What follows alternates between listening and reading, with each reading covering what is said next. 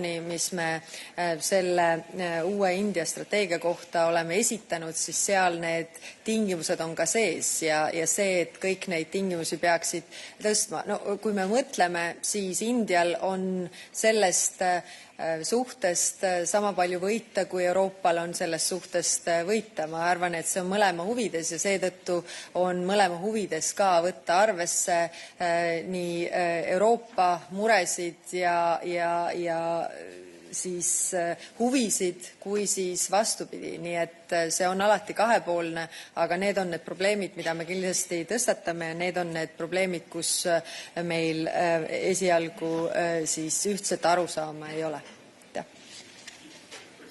Yeah, Joachim, may I have a follow-up?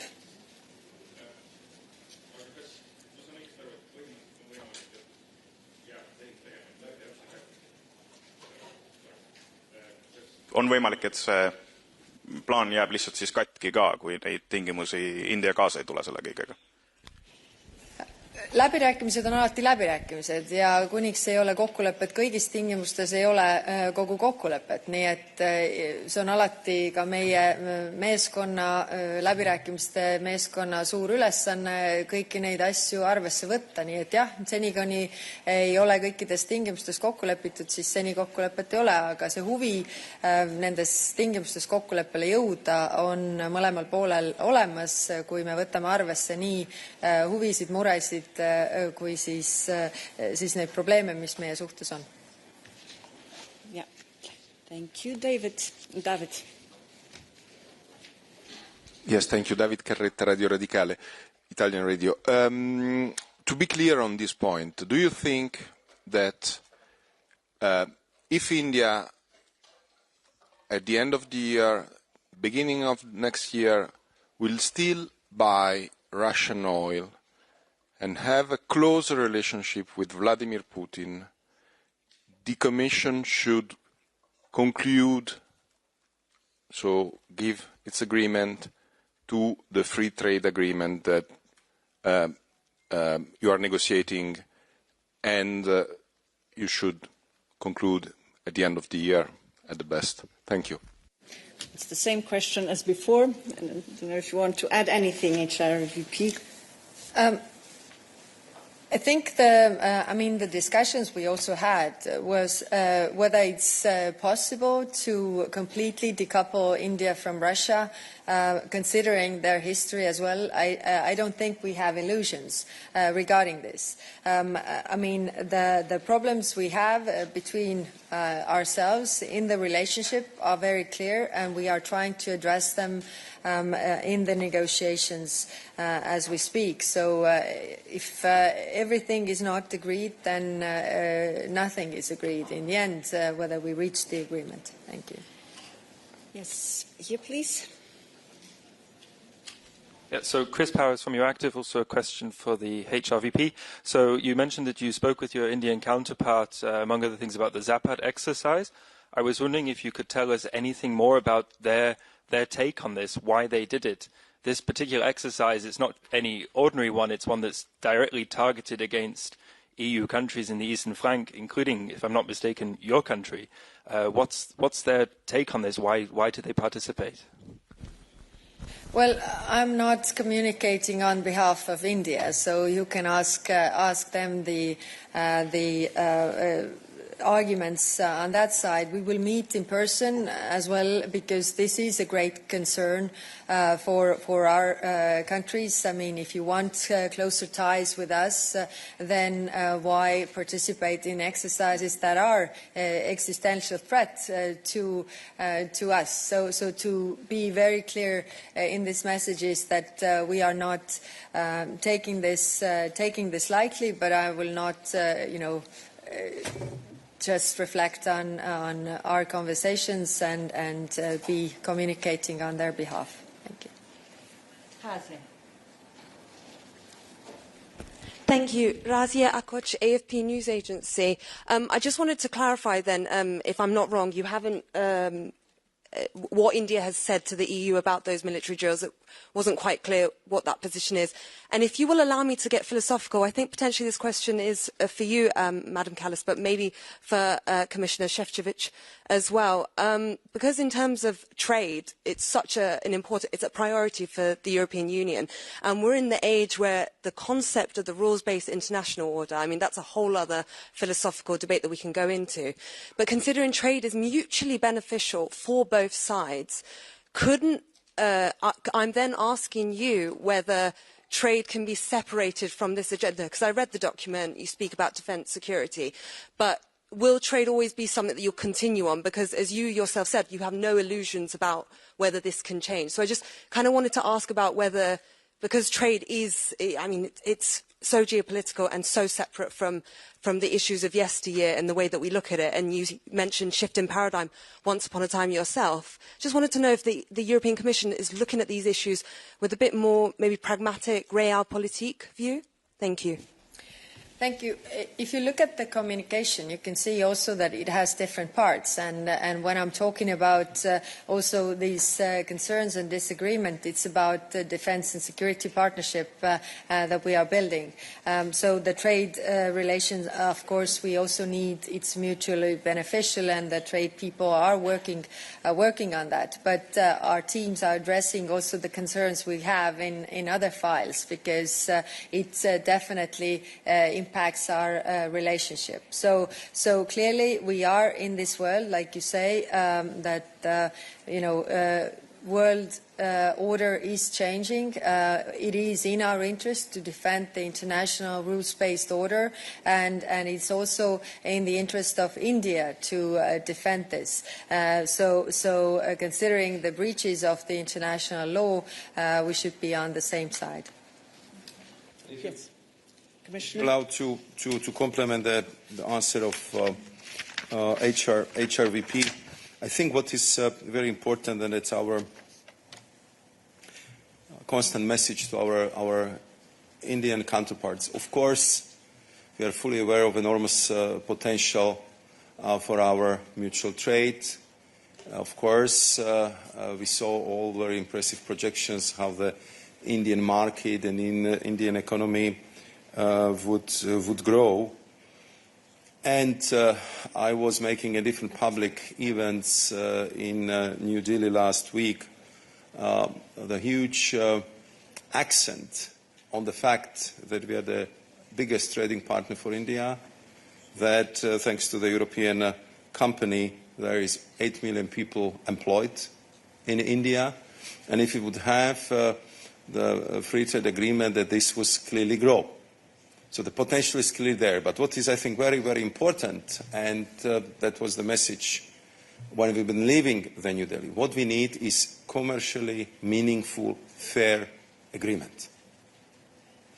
And I need the understanding of my Indian counterparts that it must be fair and balanced, because this is the very important free trade agreement, which, of course, in the European Union has to be approved by the member states and by the European Parliament. And they will look at every single aspect of this agreement. And therefore, we have all the understanding of the fact that India is developing fast, that we have different starting positions, and we also set very clear baselines from where we are starting, where we would like to conclude and to end. But in the end, of course, everything has an impact on these negotiations, because we had to create also political ambience, political climate, that we have a good deal, which is fair, which is balanced, which is commercially good for both partners. And, of course, it has to happen in the atmosphere where this agreement would be supported by the member states and by the European Parliament. But the discussion which we have today, and I would like to thank High Representative Vice President for presenting our relationship with India from all aspects, because it's about strategic choices. And clearly, India is a strategic partner from any angle you would look at it. If you look at it from the geopolitics, if you look at it from the geoeconomics, if you look at it from the potential point of view, if you look at it from in which region India finds herself, and also the history and potential future of our cooperation. So from this aspect, the decision also by the college was that today we will have a thorough discussion.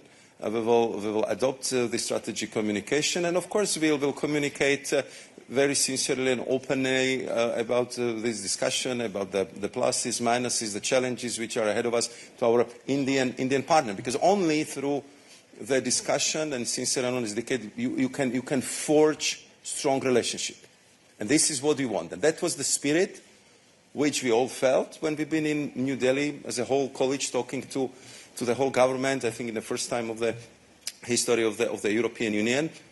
That was the place where the India for Strategic Partnership was created, and that was the moment when the leaders decided that we should do our best to achieve this free trade agreement. So we are now in this process, and nobody hides that it's difficult. It's very difficult. As you know, the Indian negotiators are famous for being tough. So I think we are going through these phases, and I can only tell you that we always defend the European interest. We speak very clearly to them. We are listening to their answers, and we are building this partnership, which I think would be very important for us now, but also in the future. Yes, please. In the back. Sabina Rossetta, ANSA, thanks for the floor. In the joint communication, there is the willing of conclude an agreement on geographical indications. Is EU ready to recognize the basmati as Indian? Thank you. Now we are in super nitty-gritty rice questions. So, of course, if you are talking about rice and India and basmati and Pakistan and all these things, so I think we could be here for a very, very long time. What I would like to say is that this is, of course, one of the issues which is on the list, which was discussed, which will be discussed. I was very happy that my good colleague, Commissioner for Agriculture, Mr. Hansen, was there with me, so we can really have very frank and open exchange on all categories of the agricultural products. But I would prefer to inform about the results once this chapter is closed, and it hasn't happened yet. So there is still work to be done, and once it's done, I'll be very happy to come here with Christoph and inform you about the positive outcome. Very good. And we'll take the two final questions on EU-India strategic agenda. Jorge.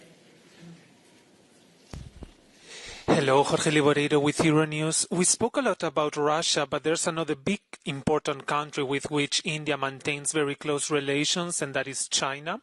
How do you position this closer partnership between EU and India in respect to China? How do you see this playing out in this geopolitical chessboard? Thank you.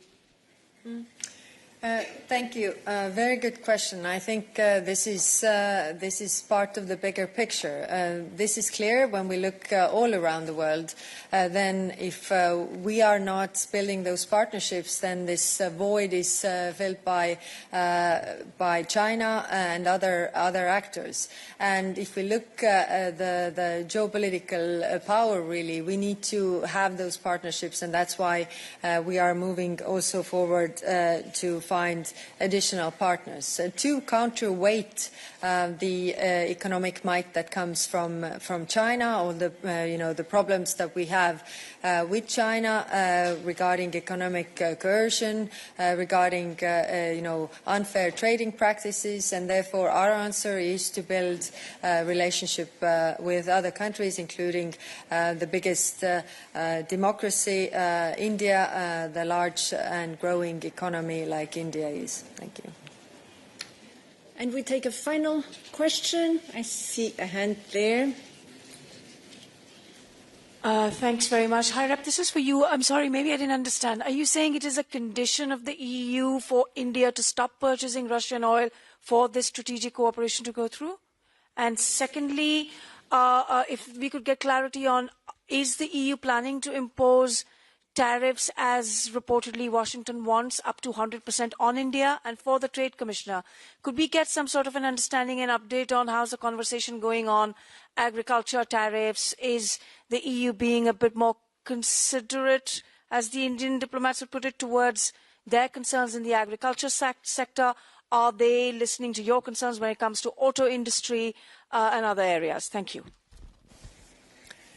Thank you. What I was saying is that we have clear areas of disagreement that we need to address with India, which is also when you read the communication, the problems that we have, the proposals also that we have on the table. So the relationship has to be mutually beneficial, which means that it has carrots as well as sticks, if you put it this way, that the concerns we have and the benefits that could derive for both parties from these relationships if the worries and interests are taken into account. Thank you. And Commissioner? And on your second part of the question, I think that from the beginning we've been very clear that we are ready to be considered. I mean, that was one of the I would say first decisions which have been taken, that there will be certain difference about the percentages of the number of tariff lines where we are going to reduce our tariffs. For me, this is not mathematical issue as it is presented by some colleagues who are taking part in this discussion, because what I would put the accent on is that what we are putting on the table has to be commercially meaningful.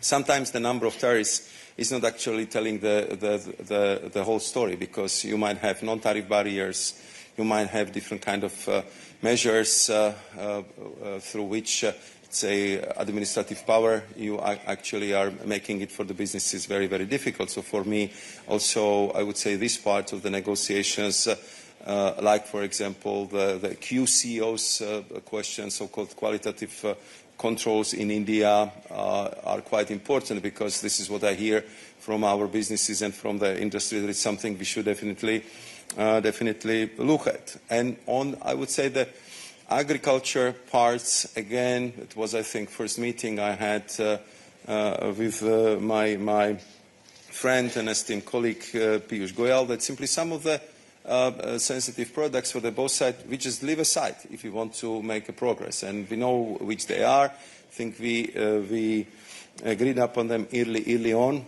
Therefore, I was really hopeful that with all this understanding, we could close agriculture chapter already last week. Unfortunately, it was not possible. We'll have another try, but we also need the understanding from Indian side that we also have our constituency, we also have our audience, and I have to bring the agreement to the member states, European Parliament, and my colleagues in the college who would support it, that it has a chance not only to be agreed between us, but fully ratified, implied, and bring what we in European Union strongly believe: much bigger investment, much bigger trade, and much more jobs created in India, but also in Europe, thanks to the growth of the trade. If it comes to the cars, of course, for us, this is an extremely important element of our negotiations. I think those who are familiar with the current landscape of the level of the tariffs, you know that they are one of the highest in the world, and therefore I think that we would both benefit with the discussions how we are going to lower them, how India can benefit from the European know-how, and how India can also benefit from the fact that there are also European car companies who are ready not only to sell but also to build the cars in India, and to contribute also in this way to the further and faster industrial development of this country. So we discussed the different landing zones, what could be done in that regard. Again, we will not be able to conclude the discussion on this, but I think that we understand each other points much better than before, and it would help us to prepare for the next round of discussions and negotiations. And I believe that if we would have what I think in the last mile is usually the most important, political will to conclude, we will. Thank you very much to both. With this, we conclude this part on the new strategic EU-India agenda. We will now be joined by Commissioner Suica and remain in the company of HRVP Kallas and Commissioner Sefcovic to address the other point on the agenda of today's college, which concerns the package of proposals on EU-Israel relations. So while we wait for Commissioner Suica to join us, I'll already give the floor to Commissioner Sefcovic to address the trade part of the measures with regard to EU-Israel relation. Commissioner Sefcovic. Thank you very much. First and foremost, HRVP already presented the broader context for this decision in her initial opening remarks, where she was reading out the discussion around this topic in the college. And she provided the broader context for this decision. So I can now turn to the proposal at hand, the suspension of core trade-related provisions of the Euro-Mediterranean Agreement in relation to Israel. This proposal is grounded in Articles 2 and 79 of the Agreement, which establishes the respect for human rights and democratic principles as essential elements for our partnership. The proposed suspension targets tariff preferences granted to Israel, encompassing free movement of goods, right of establishment and supply of services, public procurement, competition and intellectual property. In practice, this means that imports from Israel to the EU will lose their preferential access to the EU market, and that these goods will be charged duties at the level applied to any other third countries with whom the EU has no free trade agreement. We regret having to take this step. However, we believe it is both appropriate and proportionate given the ongoing humanitarian crisis in Gaza. The Council will decide on this measure by qualified majority, while the European Parliament will be duly informed. Now turning to the trade relationship between EU and Israel. Total trade in goods in 2024 amounted to 42.6 billion euros. The EU remains Israel's #1 trading partner. In 2024, the EU accounted for the 32% of Israel's total trade in goods. In light of these figures and the principles at stake, the proposed partial suspension is a carefully considered response to an increasingly urgent situation. Let me reiterate that since the atrocities of October 7, the world has witnessed unimaginable suffering. The European Union immediately condemned in strongest terms Hamas' indiscriminate attacks across Israel and expressed solidarity with Israel's right to defend itself. Sanctions against Hamas swiftly followed. The President of the Commission, together with the President of the European Parliament, been among the first political representative to be there on the ground. And they share the impression, the shock and horror they have seen in these kibbutzim in Israel. And therefore, we believe that now is the time that we must work together to end also the humanitarian crisis in Gaza. This means unrestrained access for humanitarian aid, the immediate release of all hostages held by Hamas, and an urgent ceasefire to stop the bloodshed. Ultimately, Israel needs real security, and the Palestinian people need real dignity. Thank you. Thank you, Commissioner Sefcovic, and Commissioner Suica to present the other element of the package of measures. Thank you, Commissioner. Thank you very much. Good afternoon to everybody. As Maros already said, the situation in Gaza and in the West Bank is unacceptable. As Commission, we continue to advocate for a two-state solution, one based on a secure Israel and a viable Palestinian Authority. So we are doing it with words, but also with targeted actions. Today, we are putting bilateral support to the Israeli government on hold. I'm talking about bilateral support. This is an important signal and the continuation of our policy of advocating for peace. In particular, 14 million euro of already allocated funds in the period from 2020 to 2024, and out of this amount, 4.3 million euro have been contracted, while 9.4 million remain uncontracted. Until further notice, we will not proceed with the joint identification of new actions on the signatures of the contracts. This is a decision the Commission can make independently on the basis of exceptional events, like in this case, and can be revoked if conditions on the ground change. As announced, what we are not putting on hold, which is very important, is 20 million euro allocated for measures to fight anti-Semitism and foster Jewish life by supporting Yad Vashem.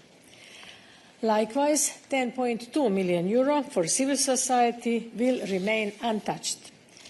The European Union's support to peace-building initiatives via Israeli and Palestinian civil society will also continue with an average allocation of 5 million euro per year. Concrete actions again. To do our part in sustaining the two-state solution and making it possible, we continue supporting the Palestinian Authority and their reform process. We will provide, as already announced, 1.6 billion over the next 2 years under our multi-annual comprehensive support program to the Palestinian Authority. This is important as they are facing an increasingly precarious financial situation. The program already made a difference on the ground. For example, salaries to teachers at Palestinian schools could be paid at least partially last week, coinciding with the start of the school year. Yet, as you know, our funding is not sufficient. The European Union is the biggest donor and supporter toward the reformed and efficient Palestinian Authority. In this moment of great need, we are enhancing our engagement with the Palestinians. As our President von der Leyen announced, we will establish a Palestinian or Palestine donor group with the first meeting still this year.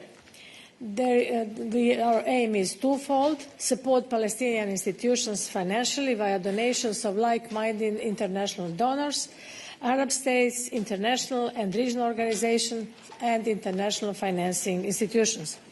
Then serve as a forum for the Palestinian Authority to present the reforms implementation, ensuring transparency. They also need to ensure transparency, and engage on the future of Gaza and coordinate international recovery and reconstruction efforts once the conditions allow. In terms of governance, the Palestinian Ministry of Planning and International Coordination and the Commission would co-chair this group. We have opened the path for Gulf countries to join us in this effort in a prominent way. This platform will catalyse efforts of regional and international partners, and this is the moment to invite others to join us and pledge their support as well. Thank you very much, also to Commissioner Suica. And we can open the floor to your questions now. Mark, please.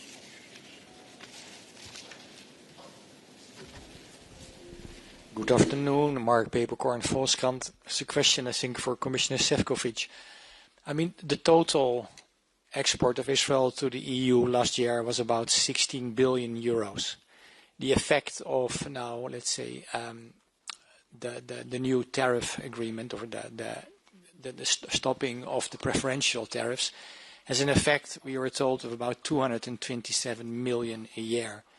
So it's relatively modest. So my question is, why do you think this modest proposal would change the behavior of Israel in Gaza? Thanks. Your numbers are correct, but I think that here we are talking not only about the trade and not only about the numbers. I would say the whole context of decision was very political, so I think the HRVP would be in better positions to comment on this.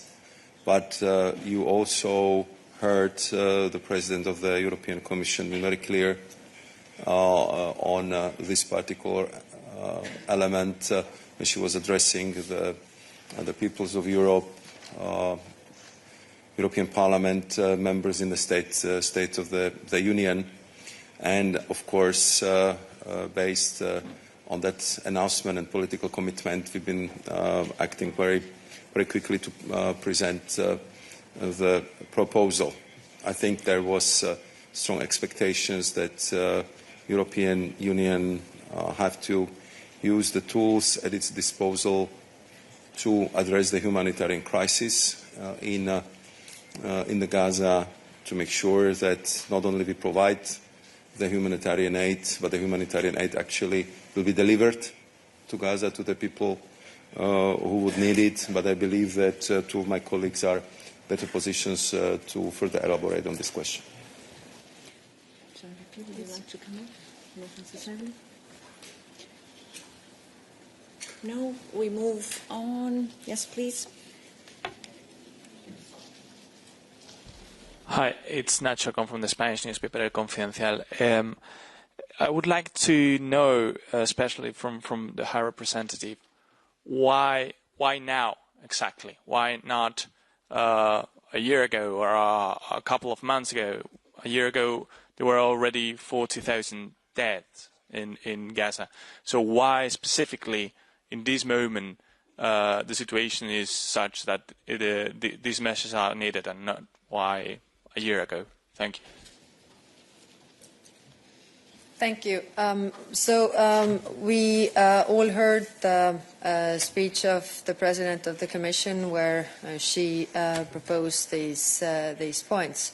And I think this shows how the situation has really changed. We see the E1 settlements. We see also the action now in Gaza City. All these things that bring more suffering to the people. So this is why today is that because a week ago we had the State of the Union speech where President von der Leyen proposed these things. Thank you. Yes, Mattia. Yes, hi, Mattia Bagnoli, ANSA, the National Intelligence News Agency. Hi, Rep. Now, naturally, the question is, will the member states approve the question that you put forward, the issue that you put forward, the proposal that you put forward? And there are two tracks here, because the sanctions against the ministers and settlers and all of that requires unanimity, and those on trade, QMV. Now, you, as a chair of the FAC, can you tell us a bit what is the atmosphere in the room? Do you have confidence that at some point these proposals will be adopted, either in QMV or in unanimity? And if not, what does that tell us a bit about the state of affairs of the EU? Thank you. Thank you. So, yes, you're correct that sanctions require anonymity and trade proposal, the QMV. You know very well how is the situation in the Council.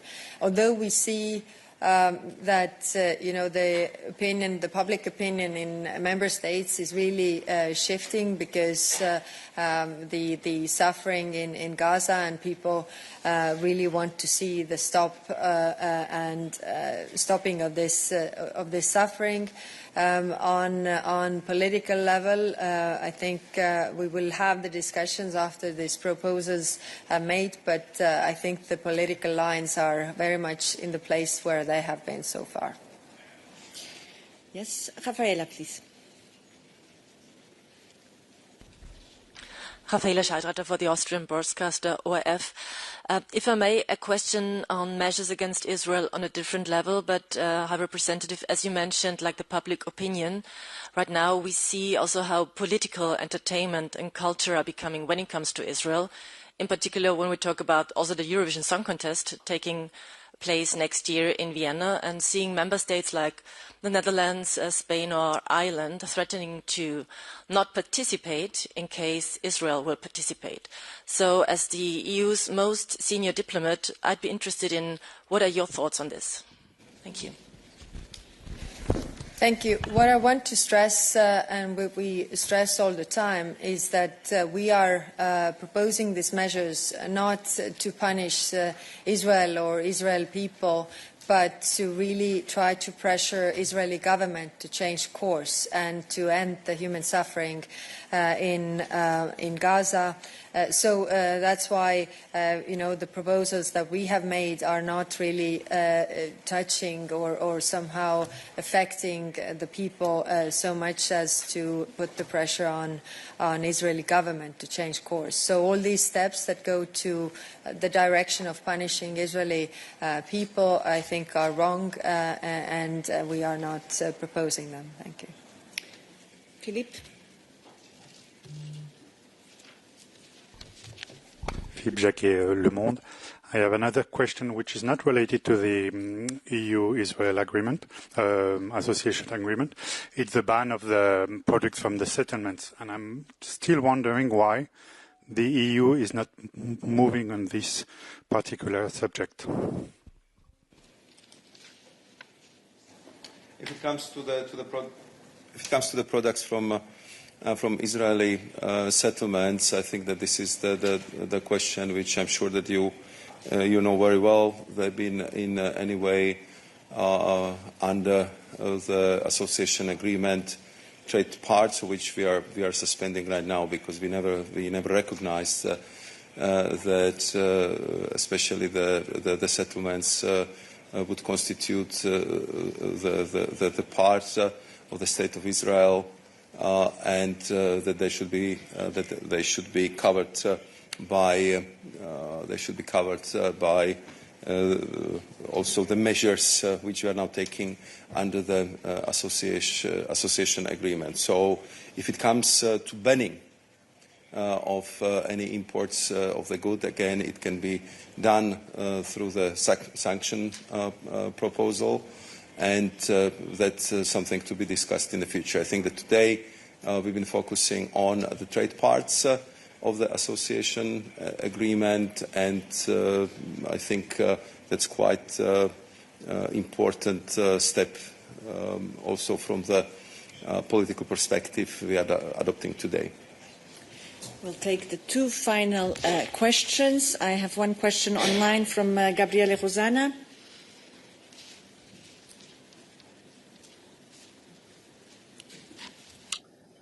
Thank you. Can you hear me? Thanks for taking my question.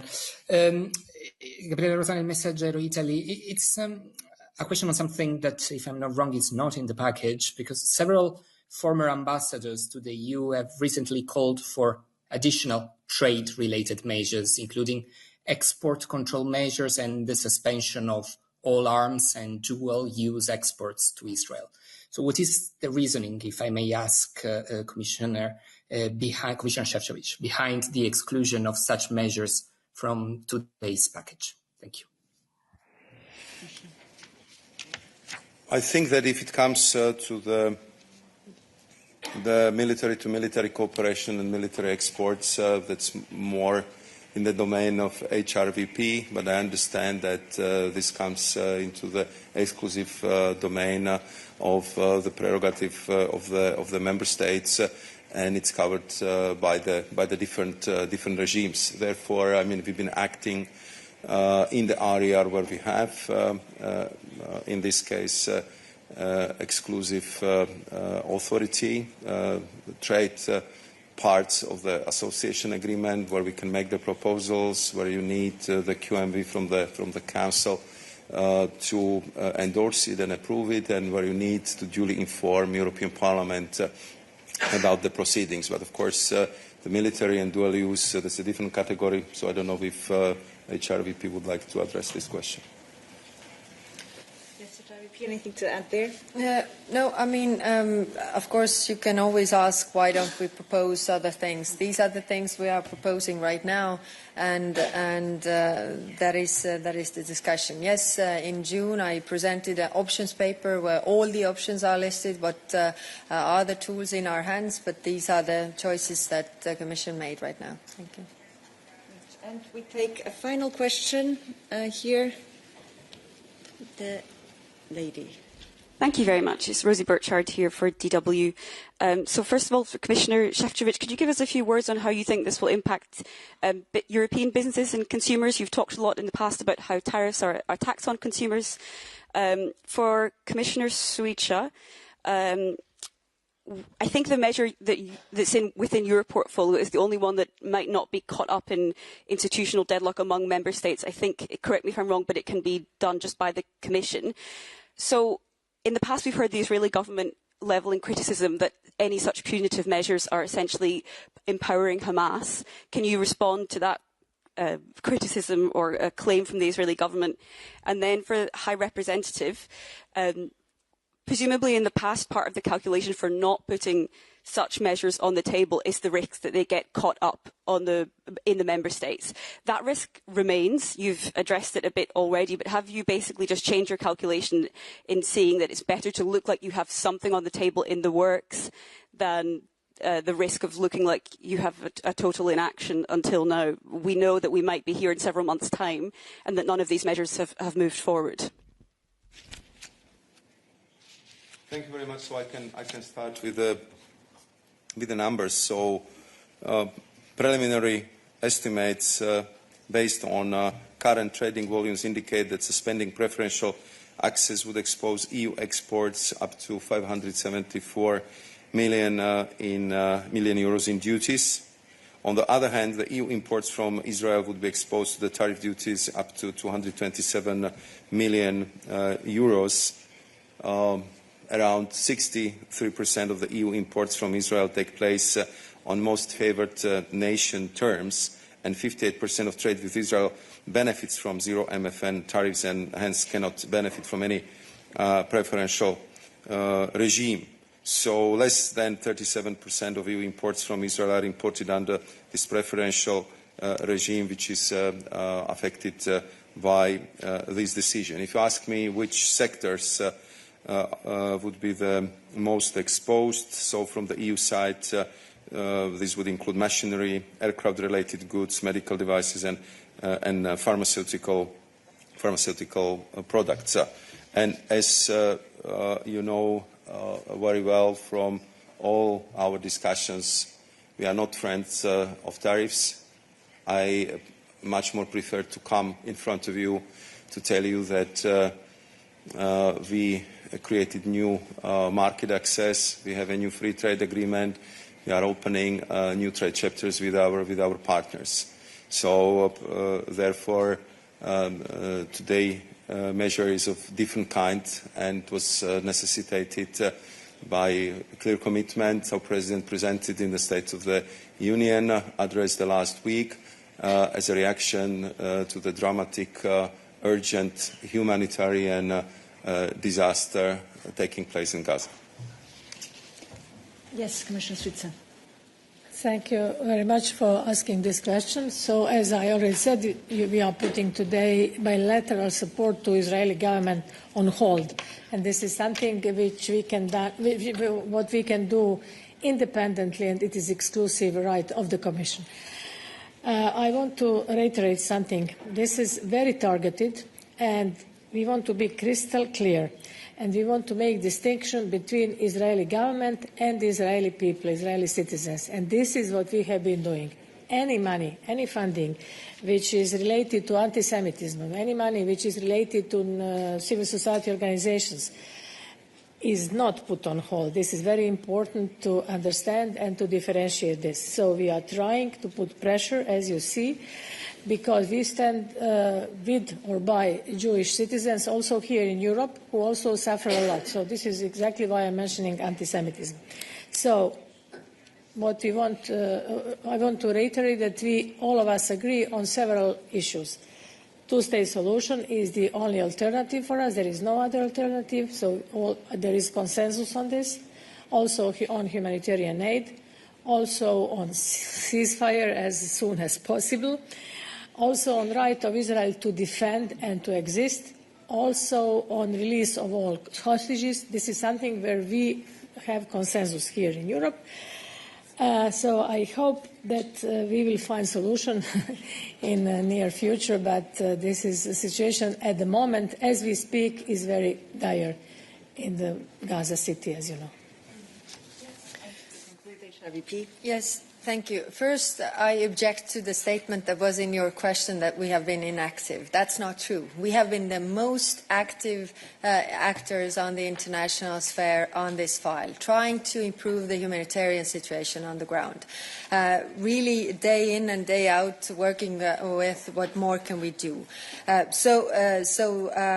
Yes, the proposal is now on the table to put more pressure on Israeli government derived from the State of the Union speech. And yes, it's true that the college has not proposed, but now it's up to the member states to discuss in the council, which is problematic as we know of the lines. But what it shows, really, it shows that the public opinion in all the member states has really shifted. And when we have the discussions, all the member states or representatives, foreign ministers, agree that the situation is untenable. So if we all agree on this, then the question is, what do we do about this? What are the tools in our hands? And that's why we have proposed from our Commission to go with these proposals. If these do not fly, then we can find